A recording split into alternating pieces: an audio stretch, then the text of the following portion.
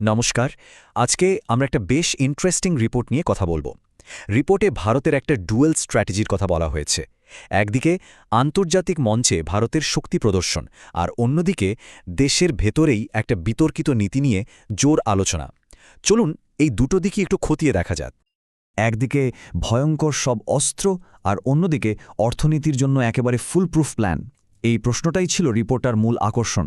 এটা আসলে ভারতের দুটো একেবারে আলাদা ছবি তুলে ধরেছে। একদিকে যেমন রয়েছে মিলিটারি পাওয়ার, তেমনি অন্যদিকে রয়েছে স্মার্ট ইকোনমিক ডিপ্লোমেসি। তো এই রিপোর্টটা ভারতের এই দ্বিমুখী কৌশলেরই বিস্তারিত বর্ণনা দিয়েছে। চলুন আমরা এর ভেতরে ঢুকে দেখি ঠিক কি কি দাবি করা হচ্ছে আর ভারত কিভাবে একই সাথে দুটো ভিন্ন ফ্রন্টে কাজ করছে। আচ্ছা, তাহলে প্রথমে আসা যাক বাইরের ফ্রন্টে, মানে আন্তর্জাতিক দুনিয়ায় ভারত কিভাবে নিজের শক্তি দেখাচ্ছে। রিপোর্টটা তুলে ধরেছে প্রজাতন্ত্র দিবসের অনুষ্ঠানে ভারত কিভাবে তার সামরিক শক্তিকে সবার সামনে এনেছে। রিপোর্টটা বলছে এটা একটা ডাবল ধামাকা কৌশলের মতো।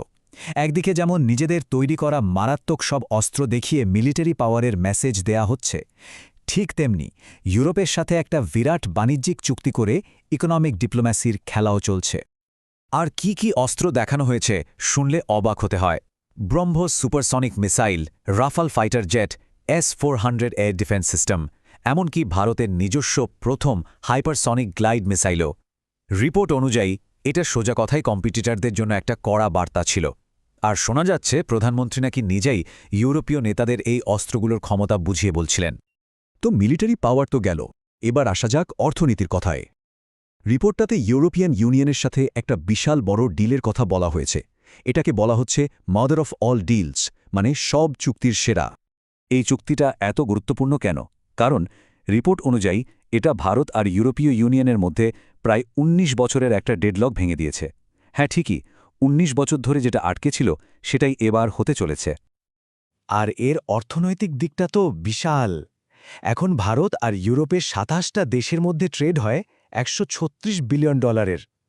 আর এই চুক্তির পর ধারণা করা হচ্ছে এটা প্রায় দ্বিগুণ হয়ে $২৫০ বিলিয়ন পৌঁছাতে পারে। কি বিরাট একটা লাভ, তাই না? কিন্তু এর একটা জিওপলিটিক্যাল দিকও আছে। রিপোর্টটা বলছে এই ডিলের মাধ্যমে ভারত আসলে আমেরিকা আর চীন দুজনকেই একটা পরিষ্কার সিগন্যাল দিচ্ছে। মেসেজটা হলো ভারতের বিদেশনীতি আর অর্থনীতি ইন্ডিপেন্ডেন্ট, আর সেটা নিজের শর্তেই চলবে। কিন্তু একটা প্রশ্ন আসছে, যখন বাইরের দুনিয়ায় ভারত এতটা ঐক্যবদ্ধ একটা ছবি তুলে ধরছে, তখন দেশের ভেতরে কি হচ্ছে? দেশের ভেতরে কি অন্য কোনো বিতর্ক চলছে? আর এই প্রশ্নটাই আমাদের আলোচনার দ্বিতীয় দিকে নিয়ে যাচ্ছে। এবার তাহলে দেশের ভেতরের ফ্রন্টটা দেখা যাক। এখানে একটা নতুন শিক্ষানীতি নিয়ে বেশ বড়সড় বিতর্ক তৈরি হয়েছে। রিপোর্ট অনুযায়ী এই পলিসিটা নাকি সমাজে বিভেদ বাড়িয়ে দিচ্ছে। বিতর্কের মূলে আছে ইউজিসি ইকুইটি রেগুলেশন ২০২৬। এটা হায়ার এডুকেশনের জন্য একটা নতুন নিয়ম। কাগজে কলমে এর উদ্দেশ্য খুব ভালো।